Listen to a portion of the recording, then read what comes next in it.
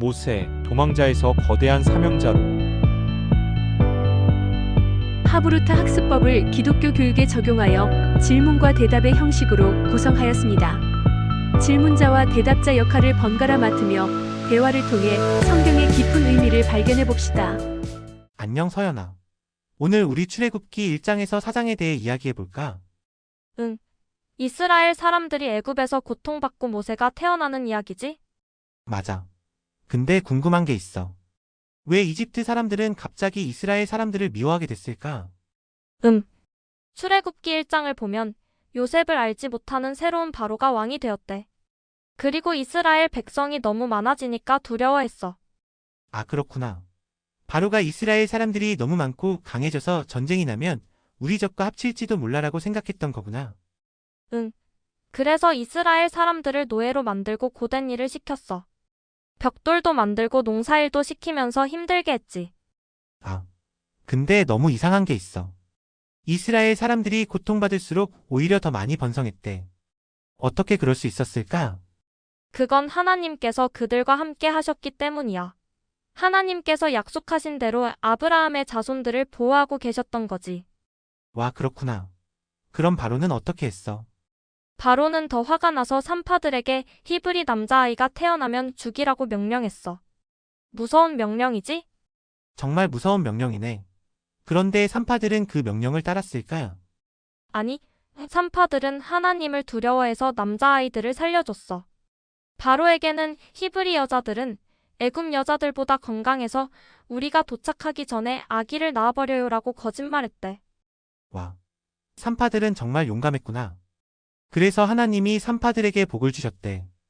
그런데 바로는 포기하지 않았지? 응, 바로는 더 심한 명령을 내렸어. 모든 히브리 남자아이를 나일강에 던지라고 했대. 정말 잔인하지? 너무 잔인해. 그런데 이 무서운 상황에서 모세가 태어났잖아. 모세의 엄마는 어떻게 했을까? 모세의 엄마는 아기를 3달 동안 숨겼어. 그러다가 더 이상 숨길 수 없게 되자 갈대 상자를 만들어서 방수 처리하고 그 안에 모세를 넣어 나일강에 띄웠대. 그렇게 하느라 많이 무서웠을 것 같아. 그런데 나일강에 띄운 모세는 어떻게 됐어? 모세의 누나가 멀리서 지켜보고 있었는데 놀랍게도 바로의 딸이 목욕하러 나왔다가 그 상자를 발견했어. 그럼 바로의 딸이 모세를 죽였을까? 아니, 바로의 딸은 상자를 열어보고 울고 있는 히브리 아기를 불쌍히 여겼대. 그때 모세의 누나가 다가가서 히브리 여인 중에 유모를 데려올까요? 라고 물었고 바로의 딸이 그래라고 했어. 와. 그래서 모세의 누나는 모세의 친엄마를 데려왔구나. 정말 놀라운 계획이야. 맞아. 그래서 모세는 자기 엄마에게 젖을 먹고 자랐고 나중에 바로의 딸에게 가서 왕자처럼 자랐어. 하나님이 계획하신 거지. 그런데 어느 날 모세가 이집트 사람이 히브리 사람을 때리는 걸 보고 화가 나서 이집트 사람을 죽였대. 왜 그랬을까? 모세는 자기가 히브리 사람이라는 걸 알고 있었나 봐. 자기 백성이 고통받는 걸 보고 참을 수 없었던 거지. 하지만 그건 잘못된 방법이었어. 맞아. 그래서 바로가 그 소식을 듣고 모세를 죽이려고 했고 모세는 미디안 땅으로 도망갔지? 미디안에서 모세는 이드로라는 제사장의 딸 시포라와 결혼하고 양치기로 살았어. 그런데 40년이 지난 어느 날 호렙산에서 뭔가 특별한 일이 일어났대. 맞아. 불이 붙었는데도 타지 않는 떨기나무를 봤잖아. 그거 정말 신기한데 어떻게 그런 일이 가능했을까? 그건 하나님이 모세에게 나타나신 거야. 하나님은 그 불붙은 떨기나무 가운데서 모세를 부르셨어. 하나님이 모세에게 뭐라고 말씀하셨어? 하나님은 나는 내 조상의 하나님, 아브라함과 이삭과 야곱의 하나님이니라.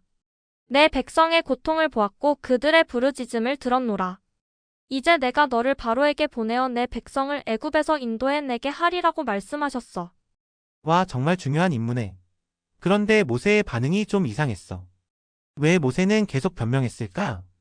모세는 자신이 부족하다고 느꼈나 봐. 저는 말을 잘 못해요. 사람들이 믿지 않을 거예요라고 계속 변명했지. 그래도 하나님은 포기하지 않으셨지? 응. 하나님은 지팡이를 뱀으로 변하게 하고 손을 나병으로 변하게 했다가 다시 나으게 하는 기적을 보여주셨어. 그리고 내가 너와 함께 하겠다고 약속하셨지. 그래도 모세가 계속 망설이자 하나님은 어떻게 하셨어? 하나님은 모세의 형 아론이 말을 잘한다고 말씀하시고 아론이 모세를 도와 백성들에게 말하게 하셨어. 그리고 모세의 지팡이로 기적을 행하게 하셨지. 아, 그래서 모세와 아론이 함께 애굽으로 돌아갔구나. 이 이야기에서 가장 중요한 점은 뭐라고 생각해? 나는 하나님이 우리의 고통을 보시고 들으신다는 점이 중요하다고 생각해. 이스라엘 백성이 400년 동안이나 고통받았지만 하나님은 그들을 잊지 않으셨어. 그리고 모세처럼 부족한 사람도 하나님이 함께 하시면 위대한 일을 할 수 있다는 것도 배웠어. 맞아. 나도 하나님이 우리와 함께 하신다는 게 정말 중요하다고 생각해. 모세는 처음에 자신을 믿지 못했지만 하나님은 모세를 통해 이스라엘을 구원하시려는 계획을 가지고 계셨어. 하나님의 계획은 정말 놀라워. 이상 모세의 출생과 하나님의 부름심에 대한 말씀이었습니다. 감사합니다.